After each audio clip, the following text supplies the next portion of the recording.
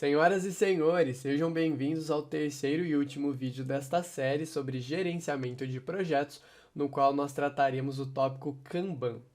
E bem, para começarmos, eu gosto sempre de dizer o significado das coisas. E a palavra Kanban, ela tem origem no idioma japonês e significa algo como cartão ou lista que tem a finalidade de avisar, alertar ou sinalizar sobre alguma coisa. E como vocês devem imaginar, esse termo surgiu no próprio Japão, mais especificamente na década de 1960. E surgiu dentro da empresa Toyota, a que vocês conhecem relacionada a automóveis. Só para título de curiosidade, esse aqui era o logo da Toyota nessa época. Ele foi criado em 1958 e durou até os anos 60. Então a Toyota criou o sistema Kanban para o abastecimento e controle de estoques em suas linhas de produção de automóveis. Então, da mesma maneira como vocês já viram que o PDCA surgiu num contexto de administração de empresas e de indústrias, posteriormente a metodologia ágil e o Scrum surgiram no contexto do desenvolvimento de software, como vocês já viram no vídeo do Barney, o Kanban ele surgiu justamente com essa finalidade de abastecimento e controle de estoques em linhas de produção. Porém, da mesma maneira que os dois tópicos anteriores, nós podemos abstrair o Kanban e aplicá-lo em outras áreas, como por exemplo em gerenciamento de pessoas, gerenciamento de processos e gerenciamento de projetos, que é o que nos interessa aqui, certo? E como vocês já viram também no vídeo que o Barney colocou antes desse, é um modelo pertencente à metodologia ágil que vocês também já viram o que é. Passando agora para a definição, nós podemos dizer que o Kanban é um modelo de acompanhamento e controle do progresso das tarefas de maneira visual. Guardem bem esse termo aqui. Talvez ele seja o mais importante para nós entendermos o poder do modelo Kanban. Isto é, com o uso de sinalizadores, fazendo mais uma vez uma referência à sua maneira visual. Então eu vou exemplificar com talvez o modelo Kanban mais conhecido que nós tenhamos por aí, que é simplesmente um quadro dividido em 3 colunas. Essas colunas são o To Do, In Progress e Done, sendo que no caso de tarefas, o To Do se refere àquelas que ainda devem ser realizadas, o In Progress se refere àquelas que estão sendo realizadas e, por fim, o Done se refere àquelas que já foram feitas. E com post-its colados no quadro. Só abrindo um parênteses, o modelo Kanban ele foi desenvolvido antes mesmo da 3M inventar os post-its, embora hoje em dia o uso de post-its seja o modelo mais simples de se usar o Kanban. Então, como eu havia dito, ele é dividido nessas 3 colunas, entretanto, podem ser adicionadas outras colunas livremente. Nós podemos inserir novas colunas ou retirar colunas já existentes da forma como nos for mais conveniente. E cada cartão representa um item de trabalho. Pode conter informações sobre o responsável, uma breve descrição e estimativa de tempo. Então, pensando, por exemplo, no contexto de projetos, cada um desses itens pode ser uma determinada tarefa. E eu vou além, fazendo um crossover com o vídeo anterior. Se nós estivermos utilizando o Scrum, cada post-it pode ser, por exemplo, uma tarefa do nosso sprint atual. Então eu vou exemplificar novamente com um drone. Em robótica, nós temos muitas tarefas nas quais umas dependem das outras. Então, por exemplo, a definição de um motor para drone precisa levar em conta a massa do drone, porque afinal de contas é o motor quem vai fazer a força de empuxo para cima e vai levantar toda a estrutura. Então, para nós definirmos o motor, precisamos saber da massa. Mas, quando nós definimos o motor, a partir do motor nós definimos a sua bateria. E tanto o motor quanto a bateria têm massa. Então, é como se a gente precisasse estimar a massa do drone, incluindo os motores e a bateria, para escolher o motor e a bateria. Entendem que uma tarefa está intimamente atrelada à outra e a gente não pode definir uma sem a outra? Com o Kanban, em que a gente explicita tudo isso de maneira muito visual, a gente consegue ver bem qual tarefa está dependendo da outra, qual está entrelaçada na outra, e com isso ter uma simplicidade muito maior na hora de executar o nosso projeto de engenharia. Então vamos já começar a trabalhar com o nosso primeiro exemplo do vídeo, que é o projeto de um robô seguidor de linha. Eu vou mostrar de uma forma bem simplificada, só pontuando algumas tarefas que envolvem a construção de um seguidor de linha, mas o projeto vai bem além disso. Antes, porém, como eu disse anteriormente, vamos fazer um crossover com o vídeo anterior e mostrar como o Kanban se relaciona com o Scrum. Afinal de contas, a gente não usa um método ou outro método, embora eles não sejam métodos como nós já vimos, né? A gente não utiliza uma ferramenta ou a outra. A gente pode combinar o framework Scrum com o modelo Kanban. Então, vamos lá. O Scrum, falando em português bem claro, ele vai ditar o nosso ritmo de trabalho. Então, como os sprints estão organizados, como a execução de cada tarefa está organizada, como nós devemos nos reunir, como devemos planejar o projeto, definindo o backlog tanto do produto quanto do sprint. Tudo isso que eu falei são conceitos que vocês já viram no vídeo anterior do Barney. Mas aqui é que entra o Kanban. O Kanban ele vai pegar todo esse ritmo de trabalho e ele vai explicitar de uma forma muito simples e muito visual como as tarefas dos sprints estão interligadas. Então eu pontuei aqui já 3 tarefas, certo? Eu separei por cores, isso é um artifício muito bacana de se usar post-it, separar cores de diferentes temas. Nesse primeiro aqui eu vou diferenciar os temas por meio, ou melhor, as cores por meio das áreas. Então aqui temos algo de programação, aqui temos algo de eletrônica e aqui um pouco de eletromecânica. Futuramente, ainda neste vídeo, eu vou mostrar uma outra separação de cores que inclusive é mais utilizada do que essa. Mas olha só como eu mostrei cada post-it.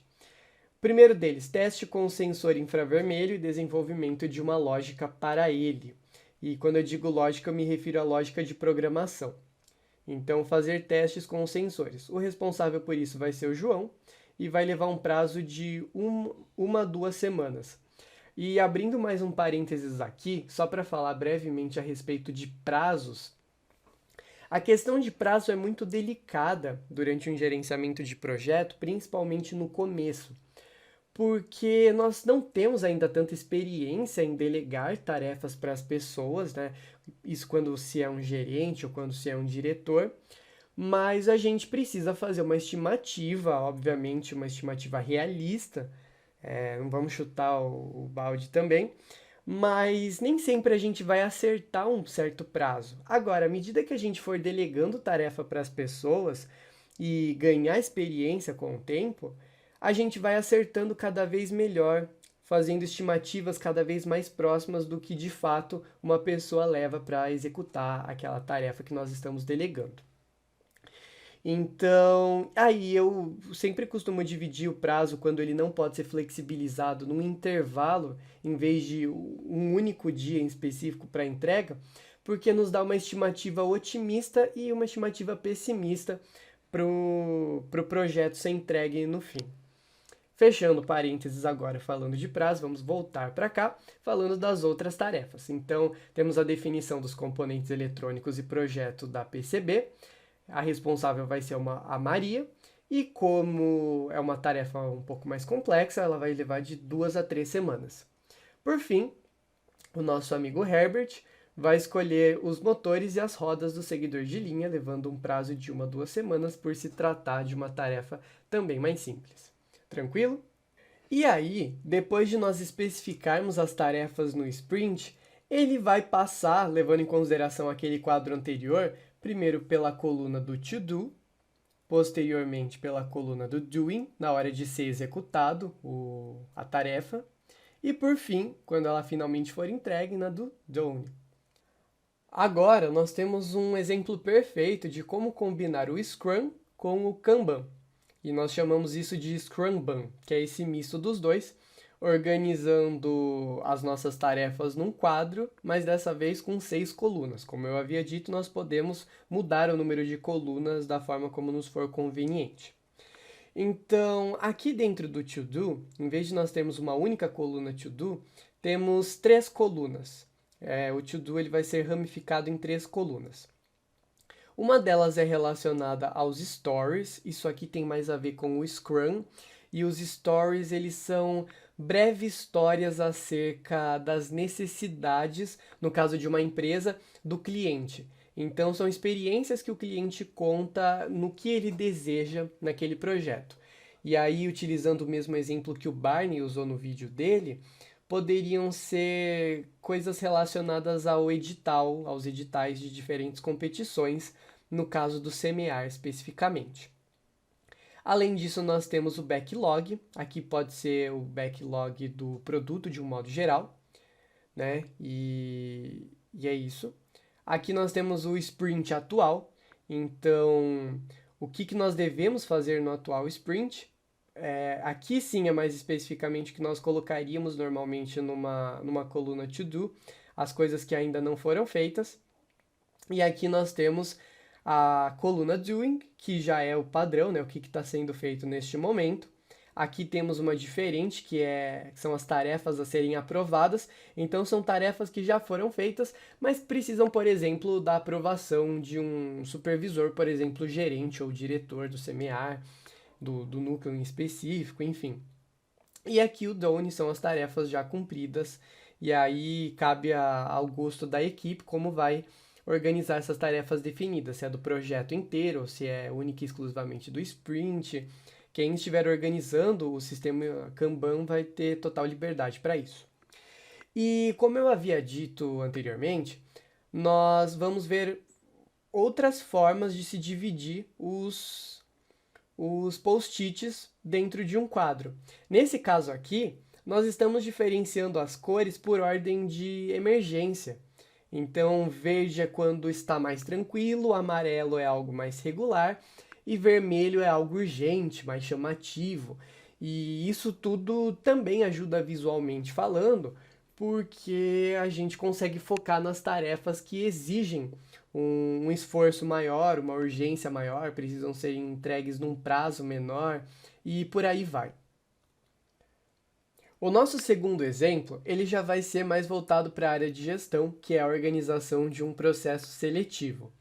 Como eu havia feito no caso do seguidor de linha, nós não vamos destrinchar o projeto inteiro da organização de um processo seletivo, que é um projeto de gestão, mas sim vamos pontuar algumas tarefas específicas e desta vez utilizando aquele sistema de cores de ordem de prioridade das tarefas, no caso do Kanban. Então, vamos deixar aqui o sistema Scrum, nós não nos esquecemos dele, ele continuará fazendo parte do nosso projeto. E aqui nós temos as 3 tarefas. Então, essa primeira aqui, revisar as perguntas feitas nas entrevistas do ano passado e elaborar novas. O responsável é o Jorge, ele tem um prazo de 1 a 2 semanas, porém essa tarefa ela pode ser feita com uma tranquilidade maior, porque como a entrevista é a etapa final do processo seletivo, e a gente ainda está organizando o processo seletivo, então isso pode ser feito de uma forma mais tranquila. Não tem muito problema se passar um pouco do prazo aqui. Segundo, a criação e edição de um vídeo promocional do grupo. A responsável por isso vai ser a Laura, vai dar um pouco de trabalho aqui, de 3 a 4 semanas, mas por que isso daqui está como vermelho? Por um motivo bem óbvio. O quanto antes a gente tiver o vídeo, antes a gente pode sair divulgando o nosso vídeo promocional do Grupo Semear e mostrar para as pessoas o quão incrível é o nosso grupo. E por último, nós temos aqui uma tarefinha em amarelo, que ela é mediana. Estabelecer formas de se tornar a dinâmica em grupo mais interativa. A responsável vai ser a Mariana, tendo um prazo de 1 a 2 semanas. Então, não é tão tranquila, porque não vai ser algo do fim do processo seletivo, mas também não é algo tão urgente. A dinâmica em grupo é a primeira etapa avaliativa depois da inscrição, Então, ela precisa ter um pouquinho mais de urgência, por exemplo, do que o Jorge, mas não tanta urgência quanto a Laura, por exemplo. E são diferentes formas que eu mostrei a vocês de se representar o, o sistema Kanban. Para vocês terem noção de um exemplo, quando ele foi criado, o sistema dele era voltado para controle de estoques. E isso poderia ser feito, por exemplo, sem problema nenhum, embora gastasse um pouco de energia, utilizando lâmpadas. E cada lâmpada representava uma unidade do estoque, e a cada unidade presente no estoque você poderia ter uma lâmpada acesa. E aí você tinha de uma forma ali bem iluminada para mostrar se o estoque está cheio, se ele está mais ou menos ou se ele está acabando. Embora isso também pudesse ser feito por meio de cartões, né, de post-its. Cada post-it representa uma unidade. Pensando, por exemplo, num estoque de pneus, cada pneu é representado por um cartão e aí dá para ter um controle melhor de estoque. A forma como a gente utiliza aqui é um pouco diferente, porque em vez de só representar uma unidade do estoque, ela especifica bem cada tarefa que nós precisamos, diz quem é o responsável, o prazo, é utilizada de uma forma, portanto, muito mais complexa, muito mais elaborada, mas o princípio é o mesmo, que é explicitar o projeto de forma visual, assim como o estoque de forma visual.